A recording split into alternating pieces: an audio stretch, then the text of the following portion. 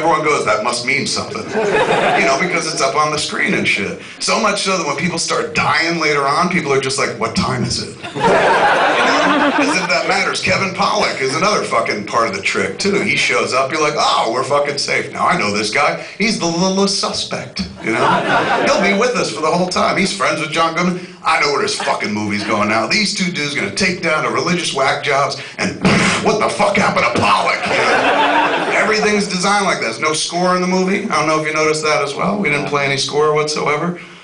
We kind of play with needle drop music in the car. You hear some song when they're driving at first, the boys. And then you hear a little needle drop in terms of just hearing a piece of a song in the sheriff's station. And then the rest of the time, not much, with the exception of Michael Parks, whenever he sings and plays and stuff. And that wasn't really even meant to be in the flick. I think at one point, when they brought the cage, Kyle and the cage into the chapel, I said, like, they sing a church hymnal. And I think Michael Parks goes, what are we singing?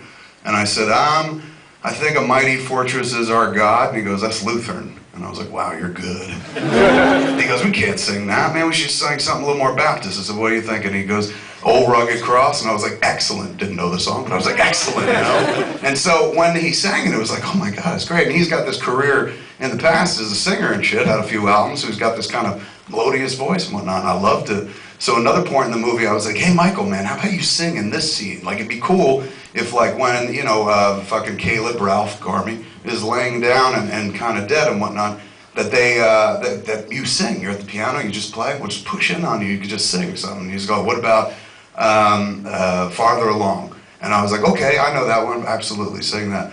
And we roll on, it's just meant to be a cutaway and shit, and it's so fucking beautiful. Everyone just stops and fucking watches and shit. Really moving, so much so the next day, all the people on the crew, you'd hear them at one point or another just muttering, humming to themselves, like, farther along, Will. And I was like, you're singing that Jesus song, man. And they're like, yeah, it's catchy, isn't it? And I was like, yeah, it kind of is.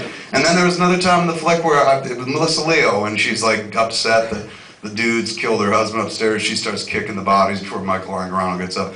And Michael Parks is just like, save it for the one upstairs. And he sings her a song walking away. That wasn't in the script.